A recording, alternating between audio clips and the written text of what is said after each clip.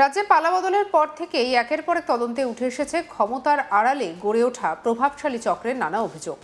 শিক্ষক নিয়োগ থেকে কয়লা, গরু পাচার থেকে আর্থিক অনিয়ম, বিভিন্ন মামলায় বারবার সামনে এসেছে তৃণমূলের একাধিক নেতা, প্রাক্তন মন্ত্রী এবং তাদের ঘনিষ্ঠের নাম।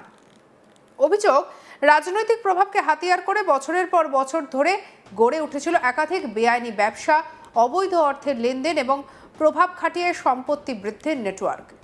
ইডি সিবিআই এর তদন্তে সেই অভিযোগের একাধিক দিক ইতিমধ্যে প্রকাশ্যে এসেছে, আর এবার সেই তালিকায় যোগ হলো আরও এক কেন্দ্রীয় সংস্থা। বালি পাথরের ব্যবসা, অবৈধ টোল আদায় এবং বিপুল সম্পত্তির উৎস নিয়ে প্রশ্নের মুখে তৃণমূল ঘনিষ্ঠ বলে পরিচিত এক ব্যবসায়ী, আর সেই সূত্র ধরেই অ্যাকশন মোডে কেন্দ্রীয় সংস্থা। তদন্ত যত এগোচ্ছে ততই বাড়ছে রাজনৈতিক অস্বস্তি, সামনে আসছে নতুন নতুন প্রশ্ন। ক্ষমতার ছত্রছায়ায় কি করে তৈরি হয়েছিল কোটি কোটি টাকার সাম্রাজ্য, সেই উত্তর খুঁজতেই এবারে ময়দানে কেন্দ্রীয় তদন্তকারী সংস্থা। বীরভূমে বালি পাথর ব্যবসা এবং অবৈধ টোল আদায়কে ঘিরে ফের আলোচনার কেন্দ্রবিন্দুতে উঠে এসেছে নাসির শেখের নাম। অভিযোগ, দীর্ঘদিন ধরে তৃণমূল জামানায় অবৈধভাবে টোল ট্যাক্স আদায়ের সঙ্গে যুক্ত ছিলেন তিনি। আর কি কি উঠে এলো দেখবো আমাদের কলিগ শান্তনুর রিপোর্ট। বঙ্গে পালাবদলের পর এবার সিবিআই, ইডি পর সিআইডি, এরপরও কিন্তু দেখা যাচ্ছে এবার জিএসটি দপ্তর কিন্তু অ্যাকশন মোডে। রাজ্যে দেখা গিয়েছে বিভিন্ন দুর্নীতি কেলেঙ্কারিতে বারবার অতীতে দেখা গিয়েছে ইডি এবং সিবিআইকে অ্যাকশন মোডে। এবার দেখা যাচ্ছে সিআইডি এবং তার সাথে পরেও দেখা যাচ্ছে জিএসটি দপ্তর। যে জিএসটি দপ্তর সরাসরি তৃণমূল ঘনিষ্ঠ বালি পাথর যে মাফিয়া, যে ব্যবসায়ী, তৃণমূল ঘনিষ্ঠ যে বালি পাথরের ব্যবসায়ী রয়েছে এবং অবৈধ টোল কারবারির যুক্ত বলে পরিচিত নাসির শেখ, সেই নাসির শেখের বাড়িতে, ভুবনডাঙ্গা যে নাসির শেখের বাড়ি, সেই বাড়িতে তা জিএসটি দপ্তরের আধিকারিকেরা হানা দেয় এবং হানা দিয়ে তাকে কিন্তু যে কিভাবে, কেন হানা দিয়েছে, সূত্র মারফত জানা যায় এই নাসির শেখ অতি তাড়াতাড়ি, অতি শীঘ্রই কীভাবে বিলাসবহুল বাড়ি, বিভিন্ন জায়গায় তার সম্পত্তি রয়েছে, সাথে সাথে তার 8টি ডাম্পার সহ বহু বিলাসবহুল গাড়ি কিন্তু তার বাড়িতেই রয়েছে এবং তার কাছে রয়েছে বলে কিন্তু জিএসটি দপ্তরের খবর রয়েছে। রীতিমতো এই ঘটনাকে কেন্দ্র করে যে স্থানীয় বাসিন্দা, ভুবনডাঙ্গার যে স্থানীয় বাসিন্দারা রয়েছে, তারা ভিন্ন ভিন্ন মতামত প্রকাশ করছে। কেউ বলছে রাতারাতি এই নাসির শেখ তিনি কিন্তু একেবারে রমরমিয়ে একেবারে বিলাসবহুল বাড়ি থেকে বিভিন্ন প্রান্তে জায়গা, সম্পত্তি মালিক আনা হয়েছে নামে বেনামে। কিভাবে হয়েছে তা সকলের কিন্তু প্রশ্ন, কিন্তু স্থানীয় বাসিন্দা একেবারে স্পষ্ট জানিয়ে দিচ্ছেন যে অনুব্রত মণ্ডলের ঘনিষ্ঠ এই ব্যবসায়ী এবং তিনি কিন্তু যে টোল, বোলপুর শহরের মধ্যে 4 থেকে 5টি যে টোল রয়েছে, সেই টোলের কিন্তু তিনি মালিকানা হয়েছিলেন এবং এই টোল আদায় তারই সহকর্মীরা সকলেই করতেন। তো এই এই যে টোল আসছে, সেই টোল কিন্তু দেখা যাবে যে পুরসভা, বোলপুর পুরসভা, অনুব্রতর দলীয় কার্যালয়ে কিছুটা দূরেই পৌরসভার অবস্থিত রয়েছে। সাথে সাথে দেখা গিয়েছে যে এই যে পুরসভার যে চেয়ারপারসন রয়েছেন পর্ণা ঘোষ, তার স্বামী হচ্ছে সুদীপ্ত ঘোষ, যে তৃণমূলের যুব নেতৃত্ব এবং প্রাক্তন মুখ্যমন্ত্রীর তৈরি করা যে কোর কমিটির, সেই কোর কমিটির অন্যতম এক সদস্য এই সুদীপ্ত ঘোষ।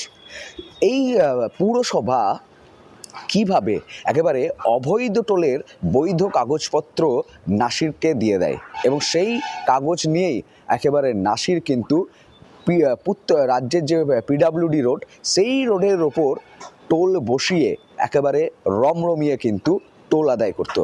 টোলের যে চার্ট, তার আগেও কিন্তু আজ তাক বাংলা খবর দেখিয়েছে দর্শকদেরকে, যেখানে যে টোলের চার্ট 6টি চ্যাট ছিল, সেই চ্যাটের মধ্যে দেখা যাচ্ছে যে ট্যুরিস্ট বাস এবং বাইরের যে বাস, সেই বাসের কিন্তু ভাড়া লিখিত নেই, কিন্তু কাগজে সেই বাসের ভাড়া উল্লেখ থাকলেও সেখানে কিন্তু লেখা ছিল না। কারণ কি, কাগজের সাথে বাসের চলমান যে বাস, এই বাস টোল দিয়ে যখন পেরোতো কখনো দিনের বেলায় 300 নেওয়া হতো এবং রাতের বেলায় 500 নেওয়া হতো।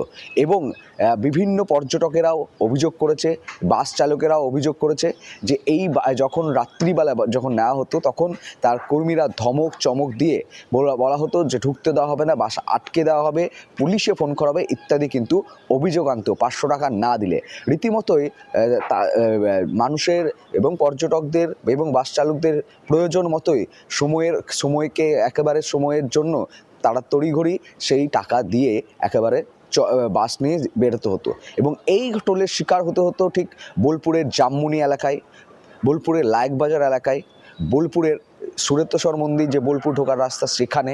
এরকম 4 থেকে 5টি টোল কিন্তু এইভাবে টোল আদায় করতো। এবং এই টোল আদায় যেখানে দেখা যাচ্ছে যে কয়েক লক্ষ টাকা দিয়ে নেওয়া, কিন্তু মাসে তার অঙ্কটা বেরিয়ে যেত কয়েক কোটি টাকা।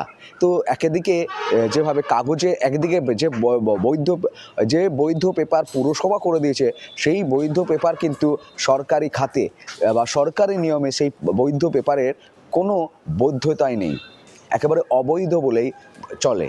রীতিমতোই দেখা গেছে যে বাংলায় নির্বাচন হয়েছে, 4 মের পর এই সমস্ত টোল কিন্তু ভেঙে গুড়িয়ে দেওয়া হয়। সাথে সাথে সেই প্রশাসন, আবার যে প্রশাসন এই টোল আদায়ের যে বৈধ কাগজপত্র দিয়েছিল নাসির শেখকে, সেই প্রশাসনই আবার 4 মের পর একেবারে যোগী কায়দাতে তাদের এই লায়কবাজারের টোলে কিন্তু বুলডোজার চালিয়ে দেয়। তো প্রশ্নটা একেবারে স্বচ্ছ যে যখন তৃণমূলের সরকার ছিল সেই মুহূর্তে এই টোল ছিল বৈধ, এবং ঠিক সরকার বদল হতেই এই টোল কিন্তু খাতায় কাগজ কলমে খাতায় কিন্তু বৈধ থাকলে একেবারে সরাসরি কিন্তু অবৈধ হয়ে গেল।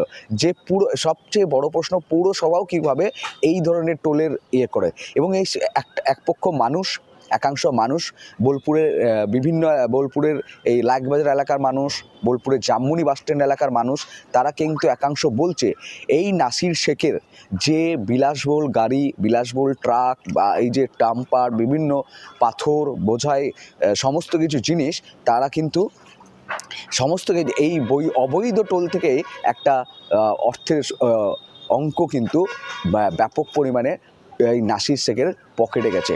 কেউ বলছে এই নাসির শেখ মাংসর দোকানে কর্মরত ছিল, সেই মাংসের দোকান থেকে কিভাবে এত বড় রাজপ্রাসাদ খাড়া করলো, কিভাবে 8টা ডাম্পার তার নামে হয়েছে, বেনামে বহু সম্পত্তি তার বোলপুরের বুকে রয়েছে। এমনকি শুধু বোলপুরে না, রাজ্যের ভিন্ন ভিন্ন জেলায় ভিন্ন ভিন্ন প্রান্তে কিন্তু তার নামে কিন্তু অনেক বহু সম্পত্তি রয়েছে, এমনই কিন্তু সূত্র মারফত খবর আসছে। তবে এই মুহূর্তে জিএসটি দপ্তর তাকে যখন তার বাড়িতে যখন হাজির হয় হানা দিতে, তো সেই মুহূর্তে কিন্তু নাসির শেখ অনুব্রত ঘনিষ্ঠ এই তৃণমূল ঘনিষ্ঠ এই পাথর বালি ব্যবসায়ী একেবারে নাসির শেখ কিন্তু পালাতক অবস্থাতেই রয়েছে। তো রীতিমতো এরপর দেখার বিষয় যে জিএসটি দপ্তর নাসিরের বিরুদ্ধে কী পদক্ষেপ নেয়, বা নাসির আয়কর বিভাগকে ফাঁকি দিয়েছে নাকি, কর ফাঁকি দিয়েছে নাকি, রাজস্ব ফাঁকি দিয়েছে নাকি, সেই সমস্ত তথ্য তাদের হাতে রয়েছে। এবং নাসির কীভাবে তিনি বাঁচতে পারেন সেটাও একটা দেখার বিষয় রয়েছে। তো রীতিমতোই যে নাসিরের যে দুর্নীতি, টোল দুর্নীতি হোক, বালি দুর্নীতি হোক, পাথর দুর্নীতি হোক, সেই সমস্ত দুর্নীতি নিয়ে কিন্তু একেবারে জিএসটি দপ্তরও কিন্তু অ্যাকশন মুডে রয়েছে। অন্যদিকে দেখা গিয়েছে এই নাসির শেখ যেখানে সরকারি জমিকে ব্যবহার করে নিজে বালি পাথর একেবারে সেইখানে জমায়েত রেখে রমরমিয়ে কিন্তু ব্যবসা চালিয়েছে। কোনো দিন তাকে কিন্তু কোনো মন্তব্য করতে দেখা যায়নি প্রশাসনের বিরুদ্ধে, প্রশাসনের তরফ থেকে। রীতিমতো ঢিলছুড়া মহকুমা প্রশাসনিক ভবন, ঠিক সেই তার থেকে ঢিলছোড়া দূরত্বে সরকারি জমি, সেই জমির ওপর যেখানে পাথর বালি কিন্তু এই নাসির শেখ জমায়েত করে রেখেছে, তার ঠিক পিছনে তার বাড়ি, এবং তার বাড়ির সামনেও পাথর বালি মজুদ। এবং এই যে সরকারি জমির উপর এভাবে করা, শুধু সরকারি জমির উপর নয়, সেখানে দেখা গিয়েছে যে প্রাক্তন মুখ্যমন্ত্রী মমতা বন্দ্যোপাধ্যায় যে হেলিপ্যাড গ্রাউন্ড, সেই হেলিপ্যাড গ্রাউন্ডকেও এই নাসির শেখ দখল করে নিজের যে জমি যে পাথর বালির ব্যবসা, সেই ব্যবসাও কিন্তু রমরমিয়ে চালিয়ে গেছে। অথচ এই যে দুর্নীতি, এই দুর্নীতি নিয়ে কিন্তু সকলে এবার মুখ খুলছে। এবং নাসিরের যে জায়গা জমি সম্পত্তি রয়েছে নামে বেনামে, সেই সমস্ত বিষয় এবং টোলের যে অর্থ, এত পরিমাণ বিপুল পরিমাণ অর্থ তার পকেটে গেছে, তার অ্যাকাউন্টে গেছে, এই সব নিয়েই কিন্তু জিএসটি দপ্তর অ্যাকশন মুডে। সঙ্গে রাখুন আজ তাক বাংলাকে, সাবস্ক্রাইব করতে ভুলবেন না।